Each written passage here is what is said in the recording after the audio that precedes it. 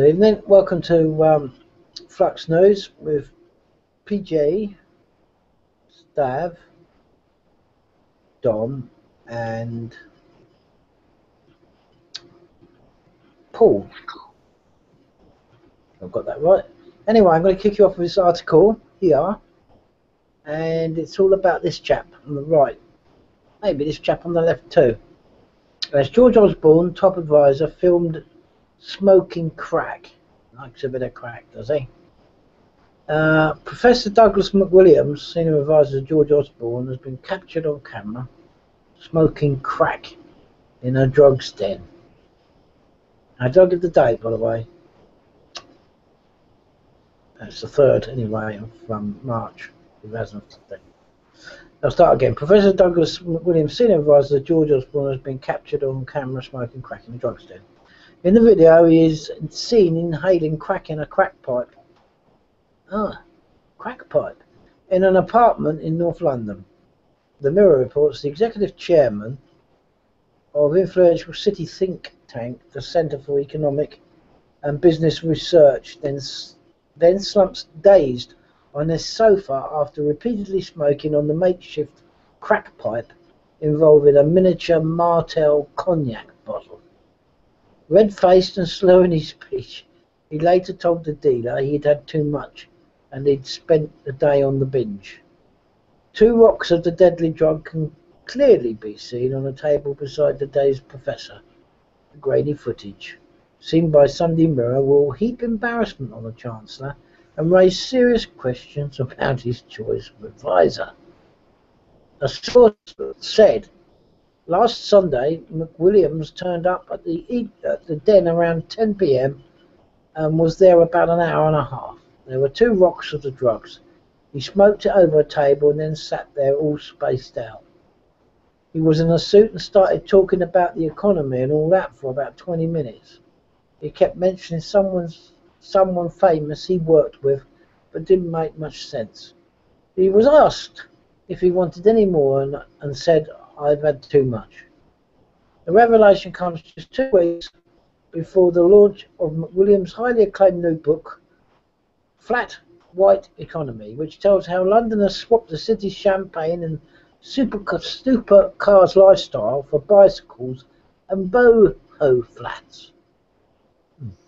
Last April, he bragged that his forecast of how much better off everyone would be gave the Chancellor rather more scope for cutting taxes in the spring budget.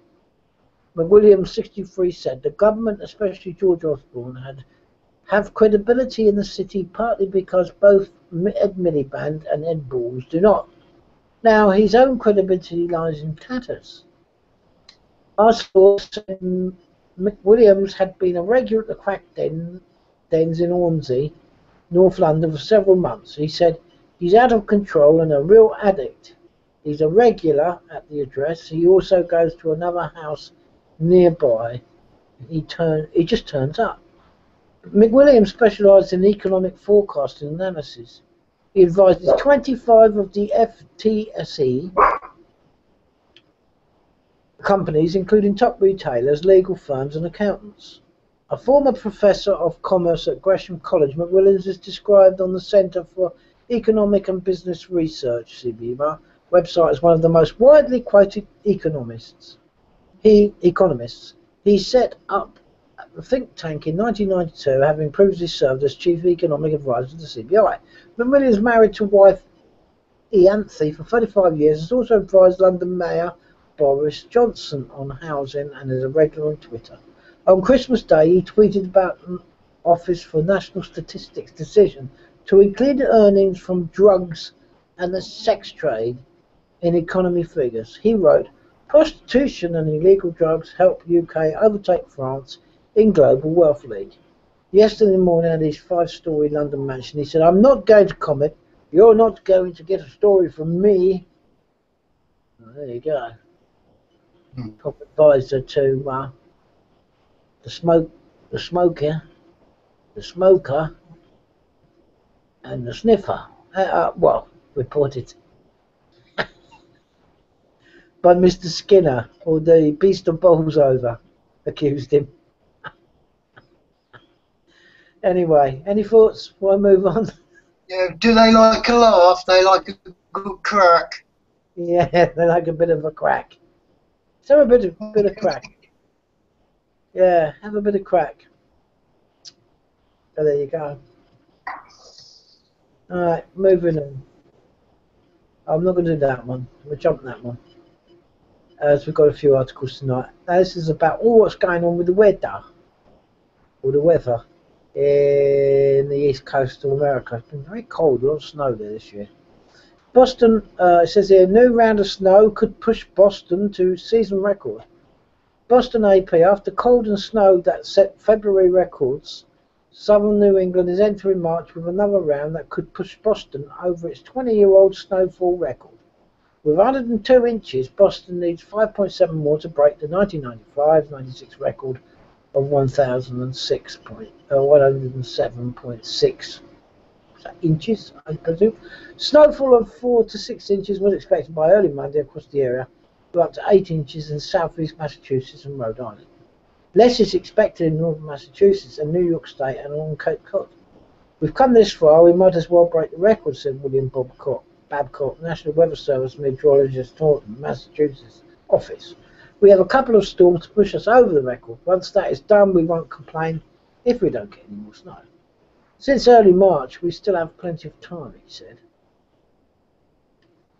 It goes on to say that elsewhere, heavy snow is expected in central Rockies and pretty all over the place, actually, on the East Coast, a hell of a lot. That's good, goes on to say record cold. February 2015 was one of the record books in the Northeast. Northeast Regional Climate Center at Cornell University says Buffalo, Syracuse, Binghamton, and Ithaca, New York, shivered through their coldest months ever. The average temperatures was 10.9 degrees in Buffalo, beating the 1934 record of 11.4. The monthly average was 9 in Syracuse and Binghamton, 12.2 at Binghamton and 10.2 in Ithaca. February record lows were also set in Hartford, Connecticut at 16.1, Harrisburg, Pennsylvania at 12.9, 20.9, and Portland, Maine at 13.8. Blizzard and avalanche warnings. Weather forecasts in Colorado issued blizzard and avalanche warnings. The Pacific moisture continued to bring snow and strong winds to Continental Divide on Sunday. Storm was expected to last through Monday, with another storm expected Tuesday. It goes on and goes on. It says about deaths. People have died there. Lots of people had their roofs collapsing under the weight of sheer amount of snow that they've had in Boston, because I've been speaking to somebody on Skype out there. And he said he's never known nothing like it, but it doesn't really get put out much. It's pretty record amounts of snow. Now, I've got a little theory on it, and a few other people have. It's going around. It's all to do with this thing here.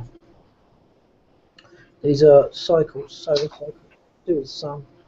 This current cycle we're on now has peaked. It's just gone past the peak, and yet it's reported to be. I'll read this little first paragraph there. I won't read it all.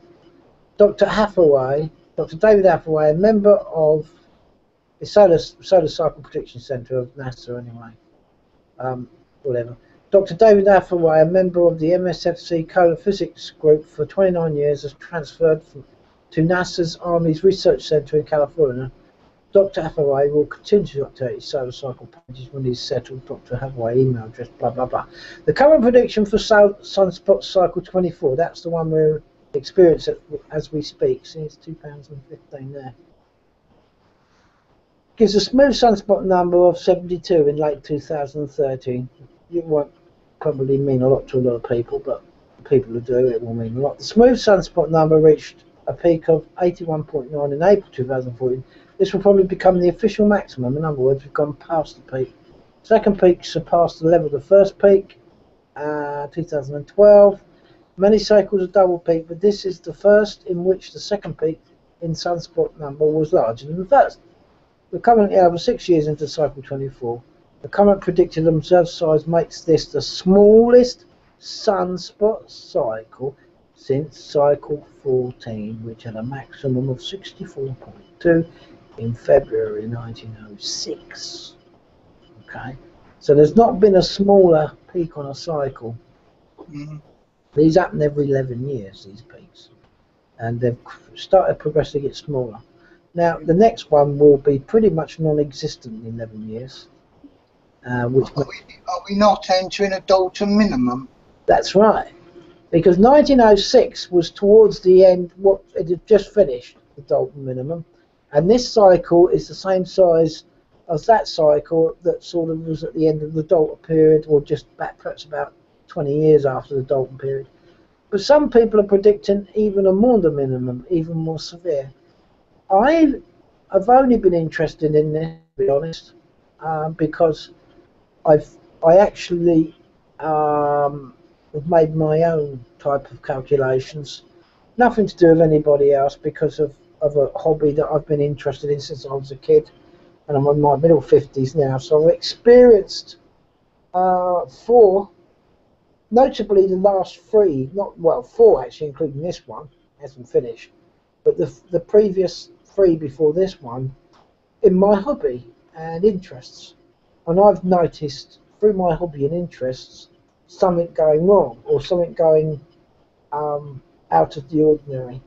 Okay, so I directly know of things not being right, not just through reading articles and opinions of other scientists or pseudoscience, CB, whatever they call it, and all that rubbish and names that they seem to bandy about, but out of my own, just my own hobby and what I do, is a direct affect the sun.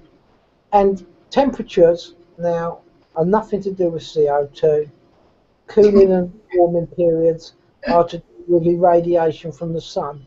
And we are, I think, I'm on the side of the scientists, a few scientists who are predicting a dormant period of maybe 40 to 70 years of the sun, and we're going to enter it. So all this snow here is not of no coincidence. That's what I think. And we're still just going off this little baby cycle. When we get down to here, which is 2020, or maybe I think about 2017, 2018, we're going to start to see our old winters come back, Paul, I think, but with a vengeance. With a vengeance. Yeah. I'm not predicting on a mini ice age, I'm just saying the weather is going to be not like it's been for a very long time. And who knows, maybe, just maybe, the economies in the northern hemispheres won't be able to handle it. Did we not have a Dalton minimum that lasted for about 240 years back in the, I think it was the 1400s? Well, we had the medieval warming period followed by the Maunder minimum, which was started at 1600s. The Dalton minimum was a smaller, they called the Minium Ice Age, and it was between about 1800s to middle 1800s. Remember that why Charles Dickens' stories were always snow scenes. Yeah. That was, he wrote most of them during the Dalton minimum, yeah? Not a lot of people make that connection, but that's the truth of it. But I don't think... Is that why his handwriting was shaky? Because he was cold with the quill? Could be, yeah. But the thing is, you see, Paul, if you get the wrong leaves on the track now, all the rail stops. Yeah. If you was to go and get Maunder minimum, where the Thames used to have a regular frost fair, where it froze over and they used to have the fairs on the Thames, if you go back to that sort of period, I don't think the modern economy logistically will be able to survive in the UK. I'm just saying. Just be discussing that now. Somebody joining with me, and we're saying the same sort of thing. It's not going to last a day, is it? No, of course not. And I was trying to put, you know, this is down that afternoon, so you know.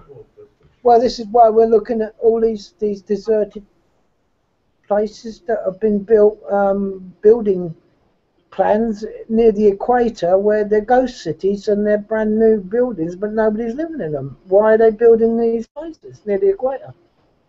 Just tonight, just saying, as I say. You know. Yeah, because most people are gonna move to the equator area to keep warm. Well, this is the. You know, there's a few out there. They call them global cooling theories rather than global warming theories. But I think they're tarring the brush with the brush here, trying to sort of say, "Oh, conspiracy theory, whatever," or it's just, you know, we know about global climate change and all the rest of it. I'm just going on a bit of data, what my own personal experiences is with a hobby and an interest since I was a kid. And I've noticed a difference, and it's led me to investigate more. And I think that's what's going to happen. But there you go. I could be wrong. So look into these things as you will. That's me done. Just a thought. I thought I'd put it out there. I have actually put it out there before, and I'll keep. Yes, go on, PJ. Have you tried Googling it? What, global cooling? Yeah, just ask him. Well, ask Google what's going on. Ask Jeeves. Yeah, I've googled it a bit, PJ. Yeah. Talk to Frank and take George Gideon with you. Frank, is that what his name was? Frank.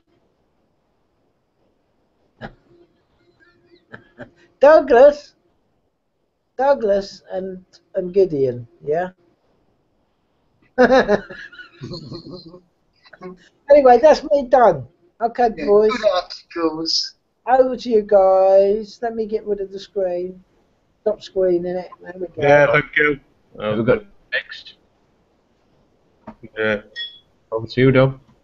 Mine's first article is man who advertised stun gun disguised as torch for sale on Gumtree is jailed. Neil Gardner, 20, was stunned when told the weapon was classed as a firearm. He was facing a mandatory minimum sentence of 5 years. Neil Gardner posted an advert on the online marketplace saying he had a taser for sale for £100. The shocked users of the website tipped off police, who went to Gardner's home in Wark or Newcastle with a search warrant. They found the stun gun in the kitchen drawer. According to Gardner was stunned when told the weapon was classed as a firearm. He was facing a mandatory minimum sentence of 5 years. However, the 20-year-old was locked up for just 4 months after having been in possession of a disguised firearm. Judge John Evans at Newcastle Crown Court told Gardner, "There is a concern about items being in the public domain which are capable of inflicting injury. However, there is no evidence this item was used to injure anyone, and there is no evidence you intended it should fall in the hands of those who would be prepared to use it for some nefarious purpose. You advertise this on Gumtree in a very public manner, which must show alerts to the public to the fact you were seeking to sell it. It was almost bound to lead to the police to your door." Northumberland Police got a call in August last year saying Gardner was trying to flog the weapon on Gumtree. When they went to his home, he admitted having a taser, which was disguised as a functioning torch. Gardner claimed he had it for years and he'd taken it from a youth who had chased his young cousin. Prosecutor Neil Pallister told the court he admitted putting it on Gumtree for £100 2 or 3 days before the police found it. He said he would not have sold it to a young person but to an adult. He knew it was illegal but was surprised it was classed as a firearm and said if he knew it was a firearm he probably would have handed it in. The defendant admitted he knew it worked because he had tried it on himself. Gardner of Roman Avenue, Walker, who has 8 previous convictions, including for carrying a knife as a youth, pleaded guilty for possessing a disguised firearm and was sentenced to a young offenders institution for 4 months. Christopher Mitford, defending, said the defendant was surprised to learn just how seriously the weapon was viewed. He knew it was unlawful but didn't appreciate it was a firearm. The police are trying to create public awareness that these stun guns, although they don't fire projectiles, are classed as firearms.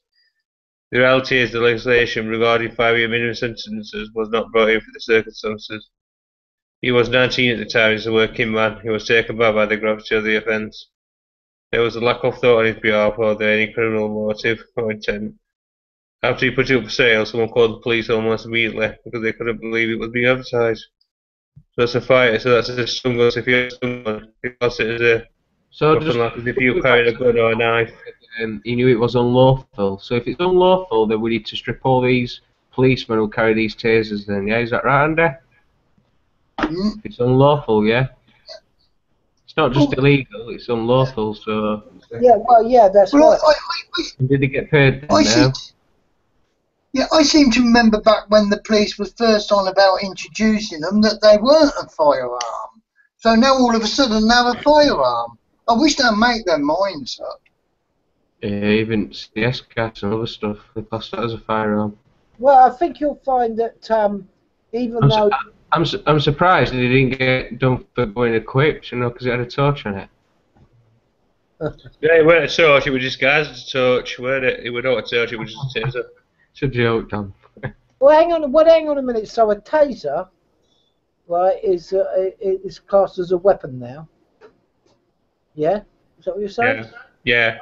So all electric fence farmers use to keep sheep and cattle in, are they a weapon then? Well, they're actually alright, but you're not allowed electric fences on your property. If you say if I wanted to put an electric wall up, I won't be allowed. But hang on a minute, so if you're not allowed to have electric fence on your property, how do you get electric? How do you get electric? You know, if you're not allowed electric things, you know, in case it might harm somebody, then how do you get your electric supply? Well, what we say, the main socket is a lethal weapon or something?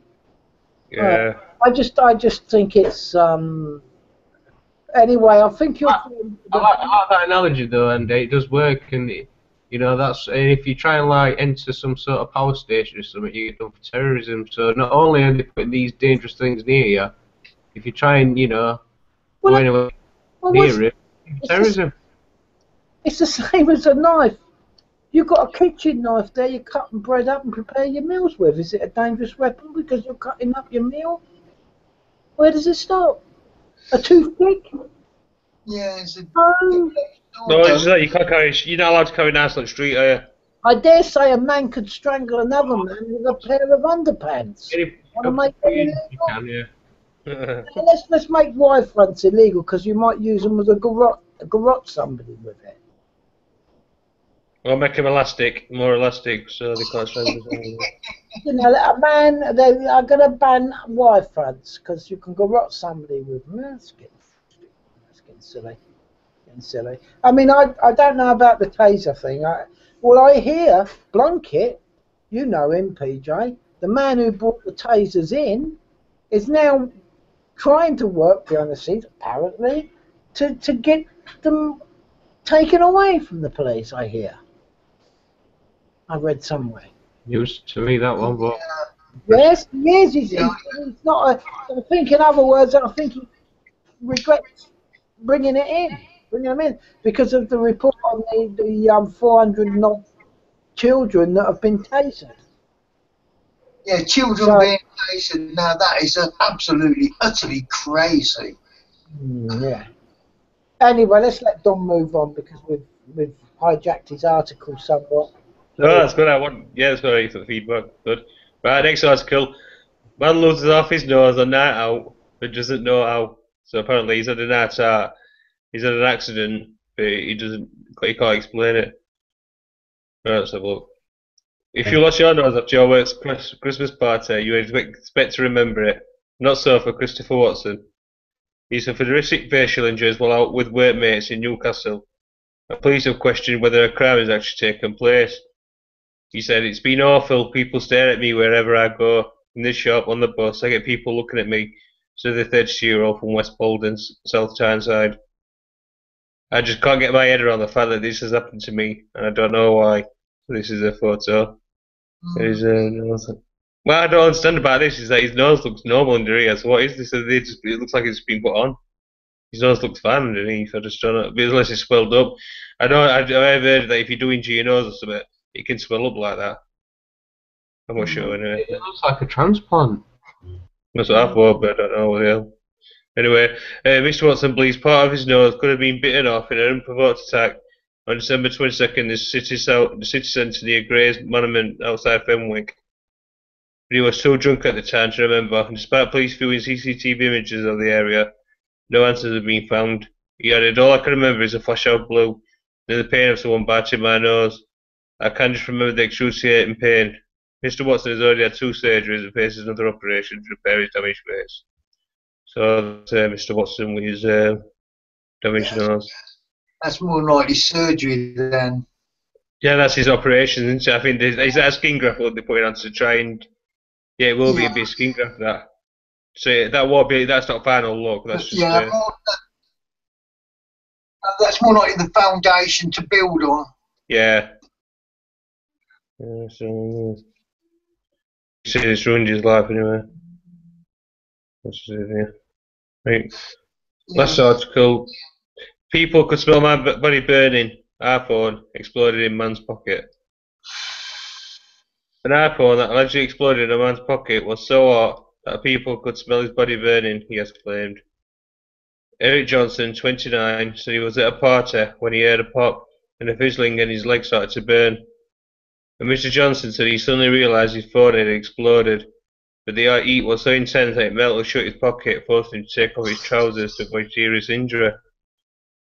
I was literally jumping up and down trying to get the phone out of my pocket, but I think the phone melted my pocket shut, so I couldn't get it into it, and I had to rip my pants off and throw the pants to the side, he told ABC7. A couple of people actually said they could smell my body burning.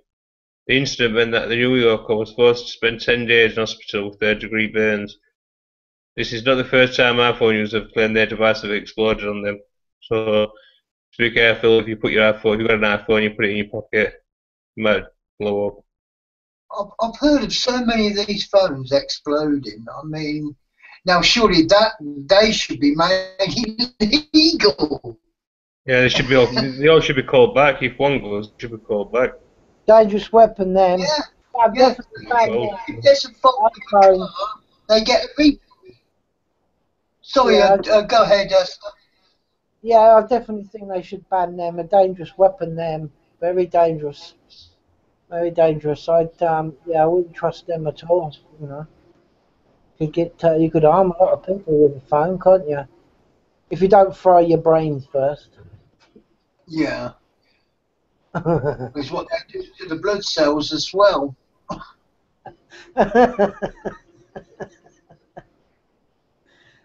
Sorry, Dom.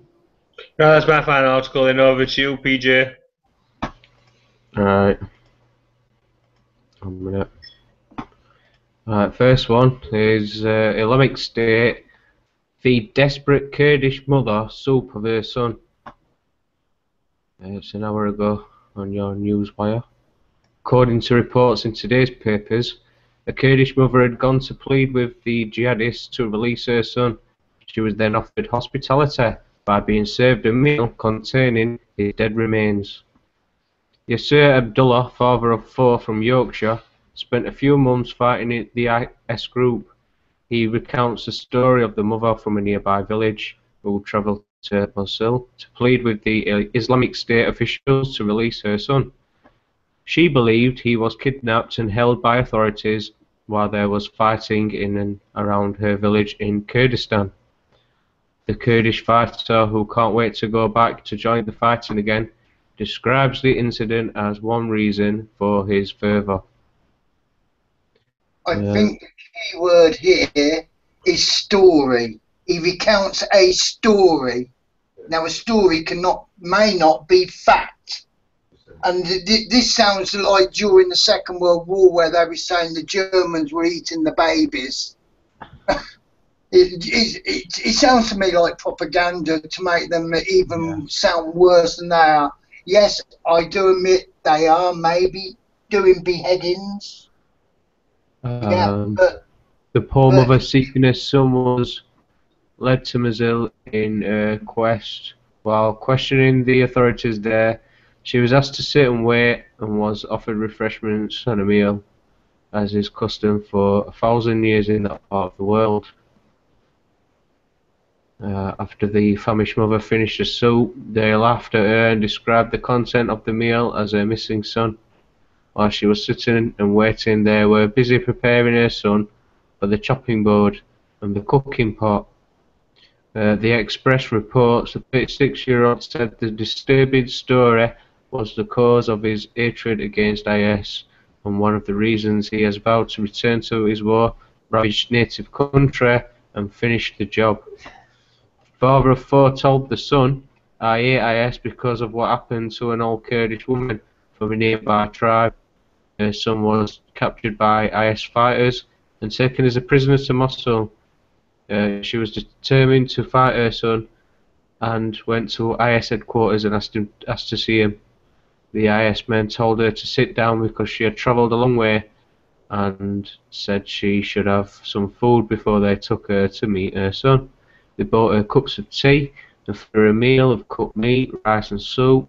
She thought they were so kind. But security guard Mr. Abdullah then adds they had killed him and chopped him up, and after she finished the meal and asked to see her son, they laughed and said, "You've just eaten him." They've burned people alive, they've chopped off people's heads. There is no limit to their depravity. They are not Muslims, they have hijacked Islam. All they do is hate. The shocking account is just the latest in a string of disturbing executions and punishments administered by the immoral group. In February, IS released a high choreographed propaganda film showing Jordanian fighter pilot Lieutenant Muath al-Kasabir soaked in fuel and being burned alive inside a cage. Another video for the organisation showed a man believed to be gay thrown from a 7-story building.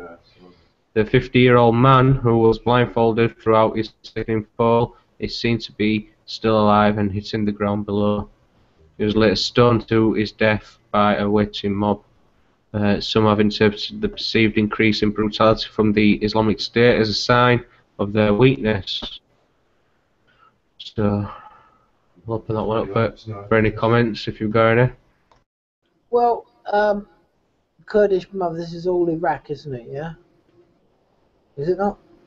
Well, it's next to Iraq in here. Well, it's all part of the destabilisation in Iraq, is it not? Yeah, yeah. ISIS are there because of because the area's been made, you know, it's what it is now. Now, this all came about the destabilising of Iraq through an illegal war, was it not? Yeah. Mm-hmm. Yeah. Whether you believe these stories or not or whatever, at the end of the day, if they hadn't destabilised that area from the illegal war in 2003, was it? Would we have this mess we have now? Well, if Stav was still in charge, there's no way that Islamic State would be running wild over Iraq. No, well, because the Wahhabi or whatever he was, the Sunni control, which is what I believe was Saddam Hussein is a Sunni, wasn't he? Yeah? Yes, he was Sunni, yes. Yeah, so in his tyrannical way, he kept a sort of, would dare you say, call it a law and order? I don't know, whatever. But obviously he was backed because many times you saw presidents and prime ministers having lunch with him over there in the old 80s and all that time. And then they provided arms for the Iran-Iraq war, etc., etc., Churchill Matrix, etc. We know all the stories and that sort of thing. So it's gone from one complete pile of rubbish to even more pile of rubbish, destabilisation. And of course, the only people suffering, like always in these things, are the people. Yeah. And they're pumping up the fear factor because they want a full-blown war. So they pump up the fear factor so the people back the war. Yeah. So what they're gonna do then? So they're gonna go back in again. I gather that, you know, there's bombing raids going on by American military now, and all, Yeah. so it's all carrying on the same, just Bombing raids are nothing to the extent of shock and horror, but even so, there's innocent lives being lost. Yeah. So is there any accountability for why this situation is there? Apart from, I think, well, they hung Saddam Hussein, didn't they? Well, there is accountability. I mean, he's got any Tony Blair, Joey Bush is accountable for it. They're no longer in power. They all should be in the Hague. They all should be in the Hague and tried for war crimes. But there's been no court case or there's been a sort of was there an inquiry, an Iraq inquiry? Was there one? I can't remember now. Yeah, Chilcot. The Chilcot inquiry. Yes, Chilcot. That's it. I couldn't think of it. But that was all drawn out, and then all of a sudden it was out and forgot about, as all inquiries are. Yeah, because most people got such a short memory they can't remember from breakfast to dinner time. Okay. So it makes you wonder what this is really all about, doesn't it? And they wonder why people might, think of their theories and say, well, these are sponsored by these come from them come from these, It's the ancient divide and rule tactic to get everybody fighting amongst themselves while they're doing all the crime.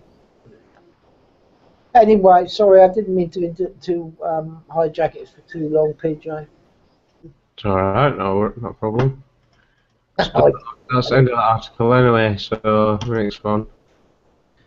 Sorry, Andy, my apologies, but you're going to have to stare at the below here. Oh, no. I'm muting up. I'm muting up. She'll still not vanish. Failed counter-terror measures allowed Jihadi John to flee UK. This is Labour.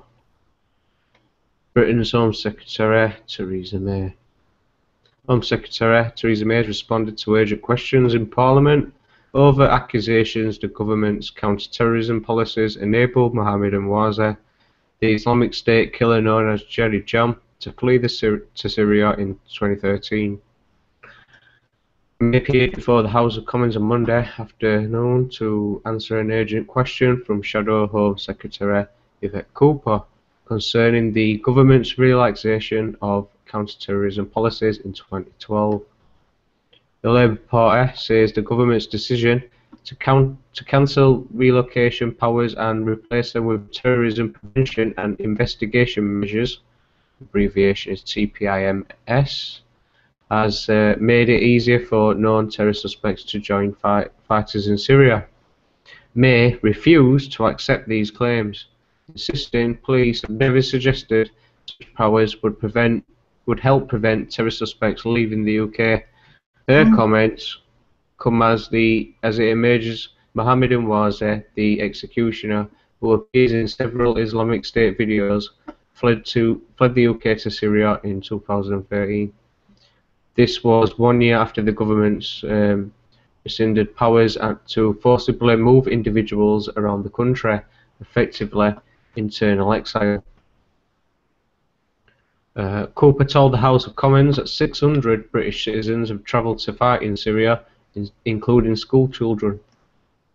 One suspect absconded did so dressed in a burqa, while another man escaped in a taxi, she said. The Shadow Home Secretary put pressure on May to admit the coalition government's decision to remove relocation powers was responsible for these oversights. The Home Secretary's decision to abolish control orders and cancel relocation was implemented in 2012, despite the continued police views it was the best way to disrupt terrorist networks. She went on to ask May, has the decision to remove relocation orders made it easy for the West London network to operate, recruit and send people to Syria? May responded by saying the government's decision to stop relocation powers was based on the situation at the time. The situation has changed since then, she said. May said the courts were weakening Labour's previous system of control orders when the coalition government decided to replace them. She also said high-profile cases of terror suspects fleeing the UK currently being discussed in the media relate to the time when relocation powers were in place. The Home Secretary went on to say it was impossible to stop every terror suspect leaving the UK. Short of locking someone up for 24 hours a day, you can't eliminate the risk that they pose, she told MPs. May added the government's recent decision to reintroduce relocation powers under TPIMS will help prevent suspected terrorists leaving the country. She refused to answer questions about Mohammed Obwaza, stating, "I'm not going to comment on any individual case where investigations are taking place." However, she affirmed the government's desire to bring to justice the individual who is responsible for the beheading of British hostages. While Labour failed to gain acknowledgement of the government's mistake in rescinding relocation powers, both major parties used the opportunity to demonstrate their tough stance on terrorism. Only Liberal Democrat Julian Huppert MP suggested the debate itself was of concern. Huppert later tweeted, "Tory MP trying to compete with Labour for authoritarianism award, calling for scrapping human rights rules and bringing in Snoopy Charter." So what's your thoughts on that? Well, I just think it's rather strange how the main protagonist always seemed to slip through the net. It's really strange if we got such a good intelligence agency, MI5 and MI6, and they tend to slip through the net, the main protagonists, the real nasty ones, yet the ones that are not so nasty, they get hauled in maybe. Well, I'm lost for words on this. It's total incompetence, but I don't think it is incompetence. I think my views are that I believe that it is more planned because this is what they want. They're trying to stoke up as much trouble as they can. We've done it in Libya, we've done it in Iraq, we're trying to do it in Syria. It's just crazy. Yeah. All this money spent on war when we need money at home for our own poor and destitute, invalids, the vulnerable, and they're willing just to flush it down the war toilet. What would you say to Theresa May if you could, Andy? Just imagine she's there now looking at you. What would you say to her? Apparently, according to Bobby's, you know, they police by consent. Perhaps it's time to withdraw the consent, because down the page there it says something about it. You can't do anything really about these people if they want to get off and do that. You can't. Well, if you was to walk down your local town and drop a cigarette butt, within 5 or 10 minutes you'll have security guys around you and issuing a ticket on you to pay a fine or drag your way down the local constabulary. Or if you're driving around now and you haven't paid your monthly car tax now, they'll pull you over and slam you up. I don't believe it. It's meant to be Big Brother. They're meant to have the most cameras, surveillance cameras on their population in the world. Yeah. Jihadi John can do what he likes, go to Westminster University.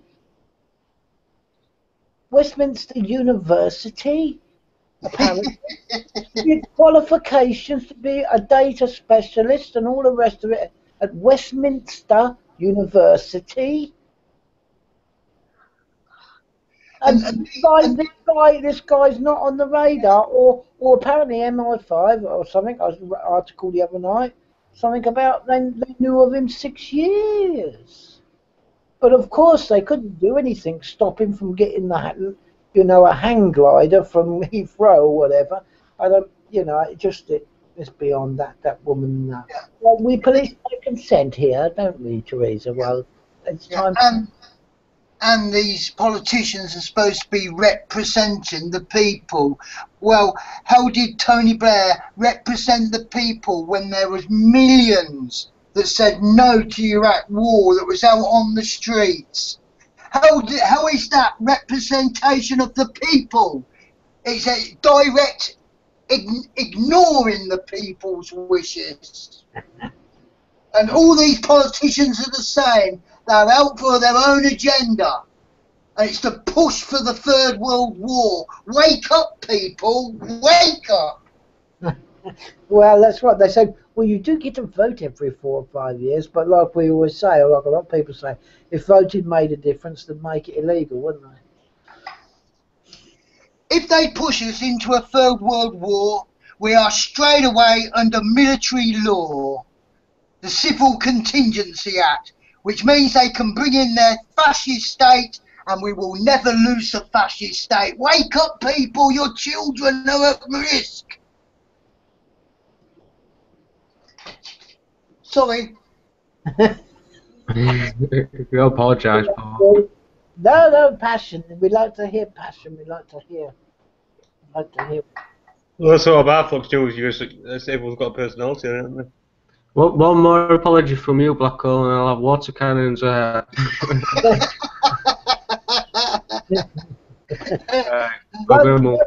get us the taser boys round. Go on, write her a letter. That helps support Boris, that does. I'm going to move on. Satellite explodes after a catastrophic event. One of 6 weather satellites used by the US Navy and Air Force shatters into 43 pieces after a temperature spike. The Navy satellite used to provide real-time weather reports has exploded in space. The US Air Force confirmed that the 20-year-old Defense Meteorological Satellite Program Flight 13 suffered a catastrophic event. It shattered into 43 pieces following a sudden temperature spike which triggered the loss of its altitude control. The event happened on 3rd February, but the incident has only just come to light following questions from website Space News. There are 6 other DMSPs in orbit, with a 7th scheduled for a 2016 launch. The DMSP-13 had been retired to a backup role, and its loss is unlikely to have had a major impact on weather forecasting operations. However, it is thought that it caused some issues with real-time weather data transmission. The satellite was launched in 1995 and provides weather imagery to Air Force and Navy forecasters. It was moved into the backup role in 2006. Just a little short one on there.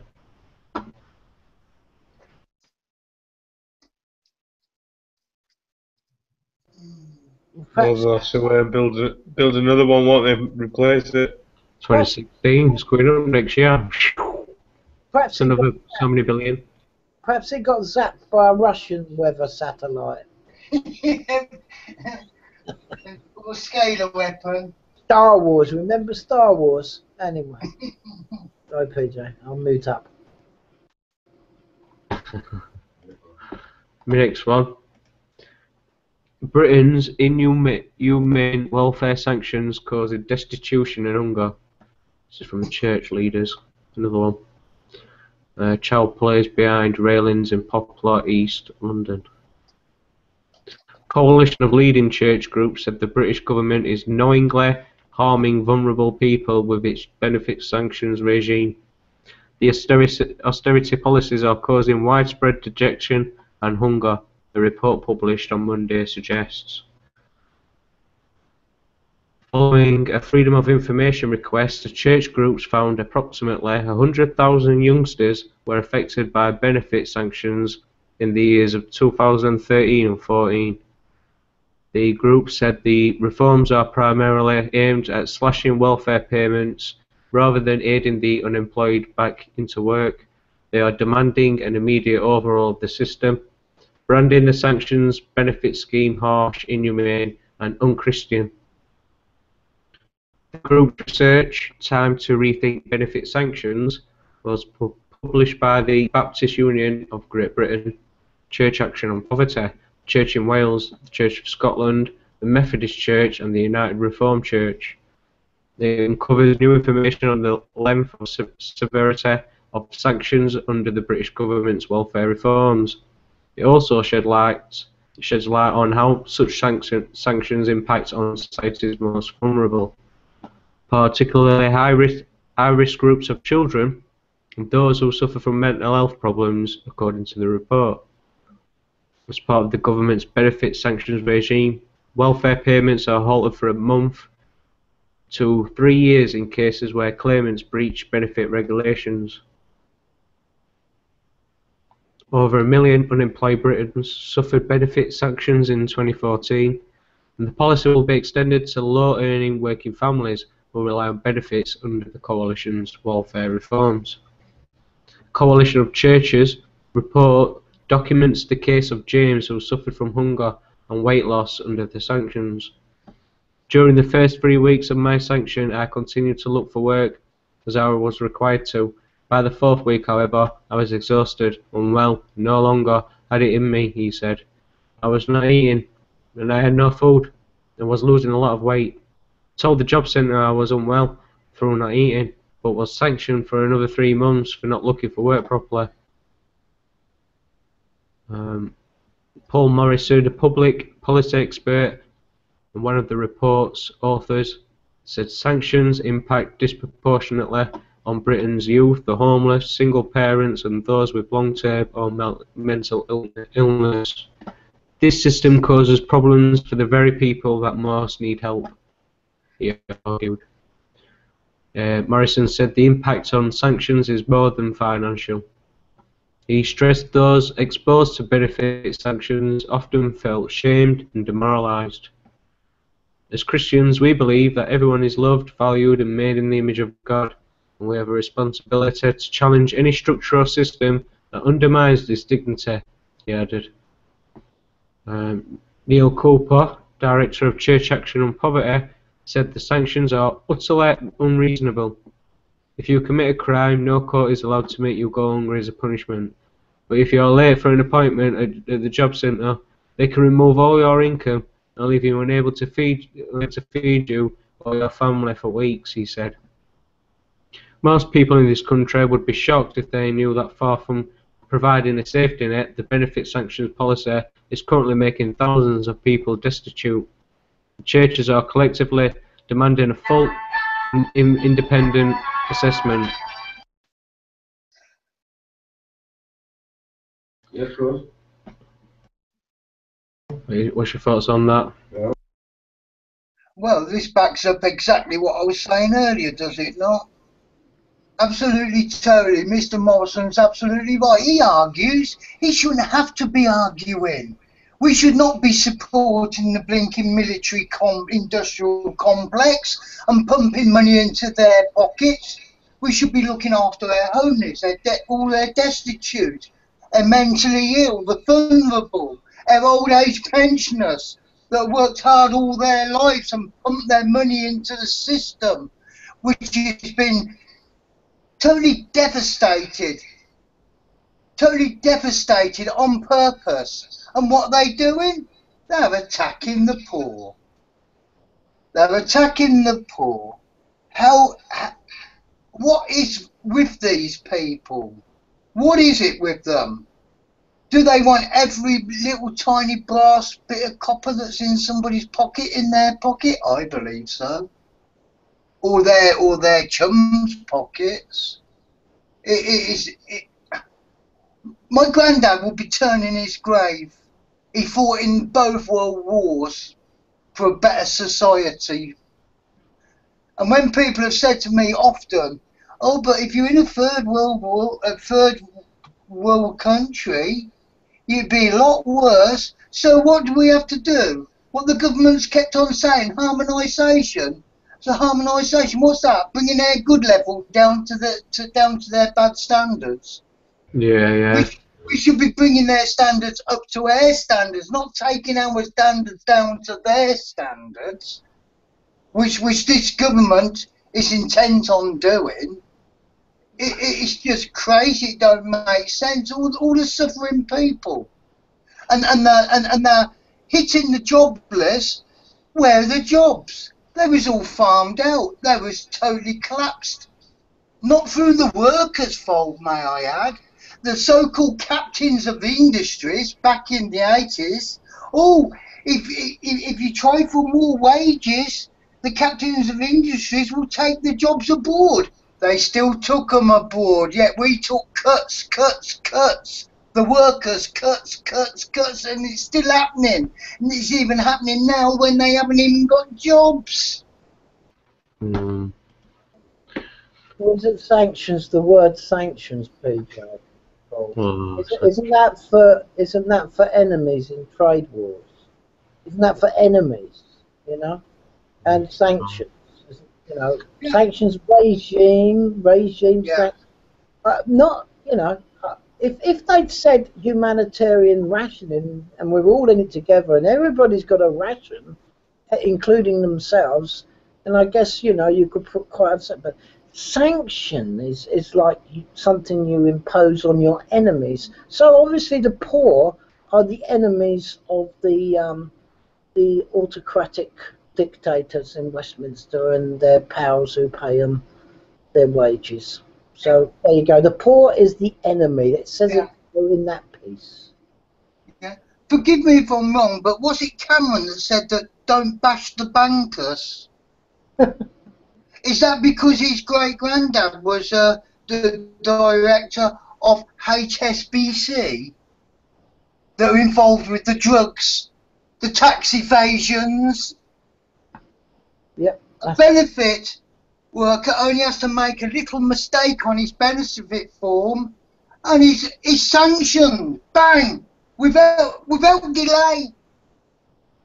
Well, you're the enemy, you see. You're the scum of the system. The enemy is from within.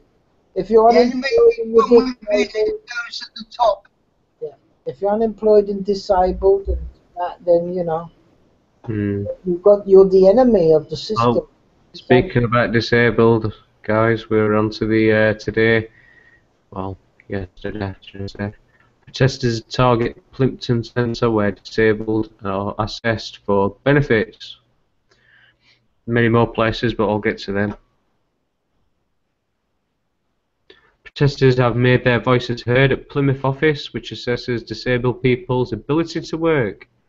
The Work Capability Assessment Programme has recently been taken over by US firm Maximus, or Maximus, after French firm Atos bought its way out of its government contracts. However, disability campaigners who argued that government's controversial fitness for work testing scheme was a box-ticking exercise to reduce the benefits bill, say the new firm is no different. Kevin, a supporter for Disabled People Against Cuts group, said the feeling was same circus, different clowns, and a group of supports picked the assessment centre at Argosy House in Plympton.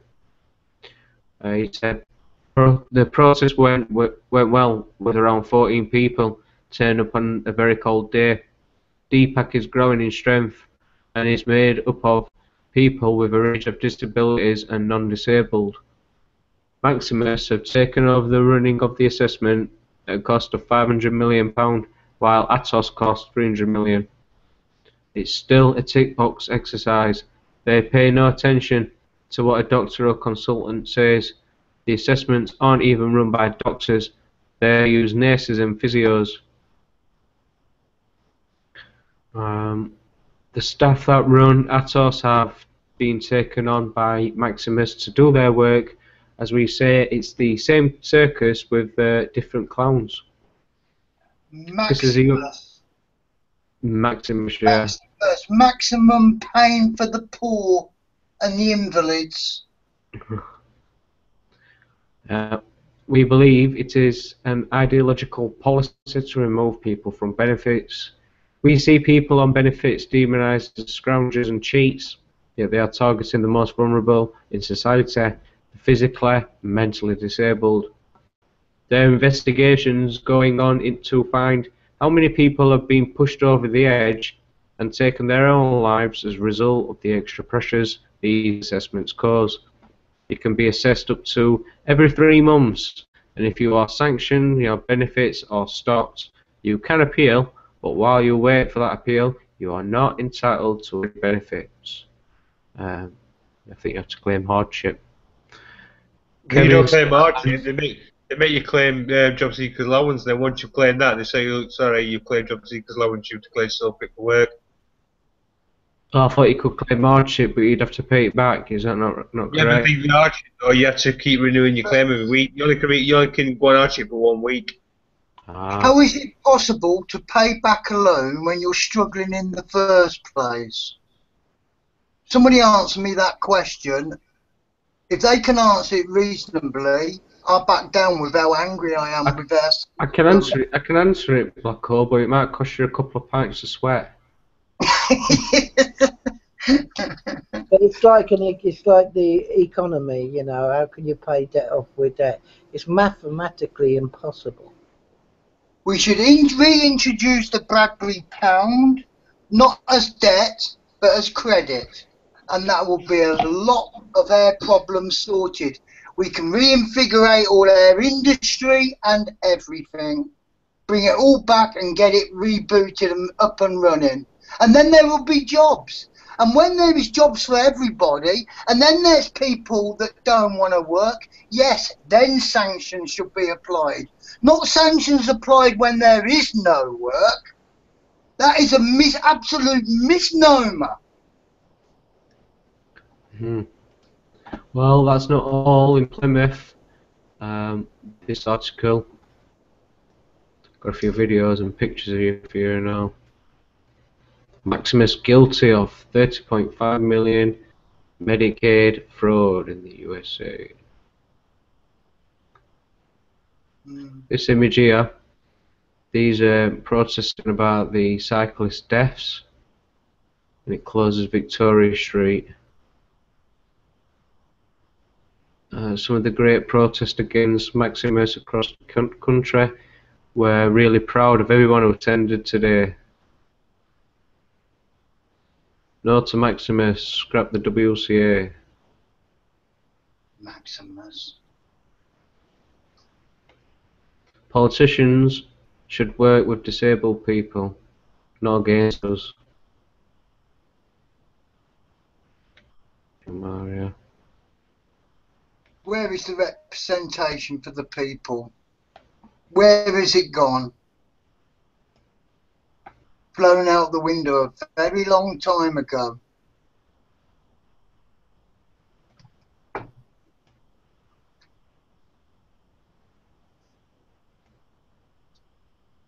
Yeah, it's disgusting, isn't it? Absolutely.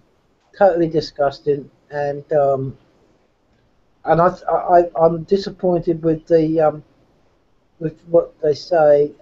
People, you read on social networks, and sometimes you feel, well, where's humanity gone? It completely disappeared. Makes you wonder, doesn't it? Well, this is my final one. It's still in connection with the protests from Deepak. Maximus protest videos and pictures how people can and will destroy big corporates. To central London today, where disabled people against cuts block roads outside Maximus HQ in Queen Anne's Gate, and then the DWP at Caxton House and Victoria Street protests at the Maximus contract to run the work capability assessment for disability benefits. The turnout was good, the intention clear. Disabled people and campaigners will not stop until the Maximus contract is in tatters.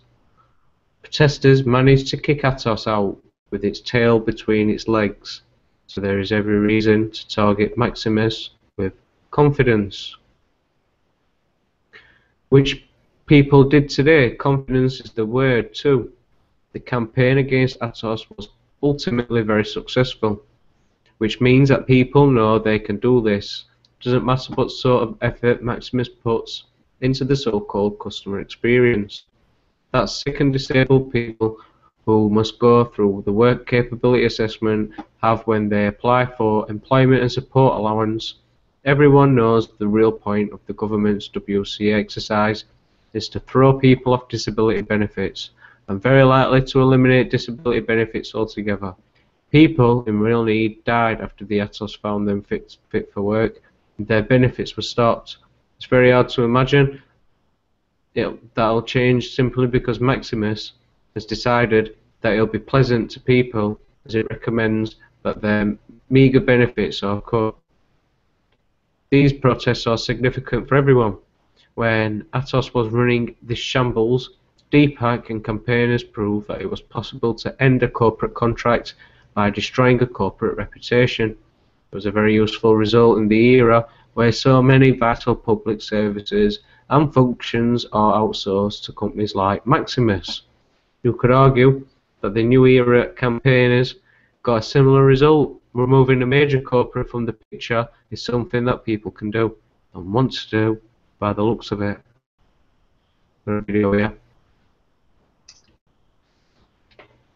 Just going to play this, and then it's only half a minute.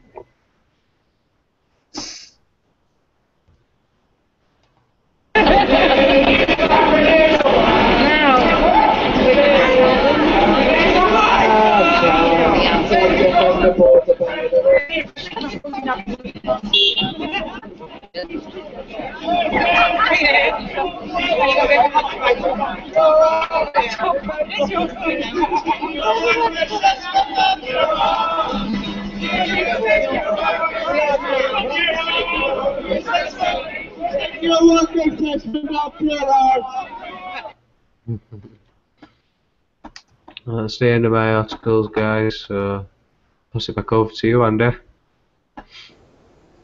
Yeah, good on them. It's pressure on the corporations. Let's get it right.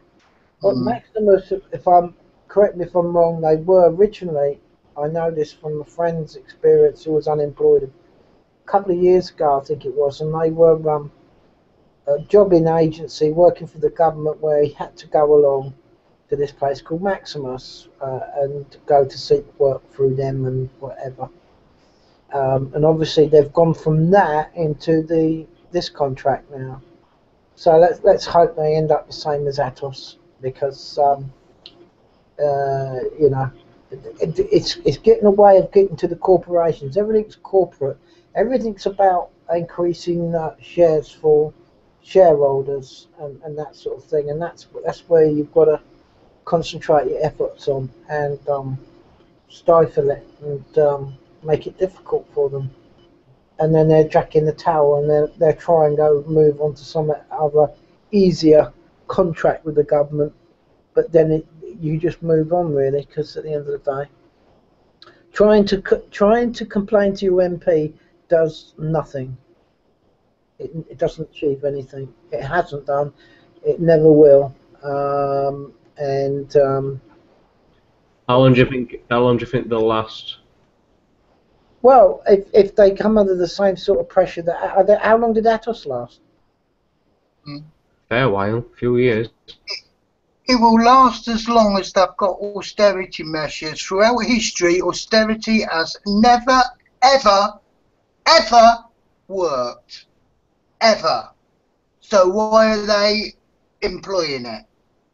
If it's never worked, they're supposed to be clever, intelligent, forward-thinking people. Well, I think it's very backward of them applying austerity measures. Austerity measures is a way of siphoning the money from the system into the richest people's pockets. It's obviously worked then, Paul, for them, hasn't it? Yeah. Yeah, it's their agenda. It's their agenda to put us under stress. Yeah, it does work for them. Yeah. So when you say it doesn't work, no, yeah, it doesn't which means they're not representing the people. No, that's right. Yeah, the system is working how they've designed it to work, as far as I can see, for them. Like justice, just us, like somebody says a lot of it. Yeah, it's just them. While we got quantitative easing and funny money being printed out of thin air and interest, which can never be paid off, it just compounds to more and more debt, we will never sort the problem. We must introduce the Bradbury pound, debt-free. Renationalise all the banks. Exactly. End usury. Yes. So the government prints the money itself, and we don't have to pay interest on that. It's the interest which is the bugbear which is pulling us down. Bring back the Bradbury pound. It was utilised 1914 at the beginning of the First World War. And the bankers did not like it. So they got it changed back to debt. Interest. And this is the bind. Interest. Which is usury. And while there's usury and interest, we will never get out of this problem. It should be interest-free, credit-based. Yeah, well, it's like with yeah. Well, they're the ones touting we want to get rid of this something-for-nothing society. Well, they can start with the bankers, can't they? Yeah, exactly. And it's not something for nothing, because lots of people have worked hard and paid into the system. So we have And to they've been denied medical care, etc., etc., because you're not paid enough into the system. Yeah, get them to pay tax and ban them iPhones. That'll be a start. Dangerous weapons, iPhones.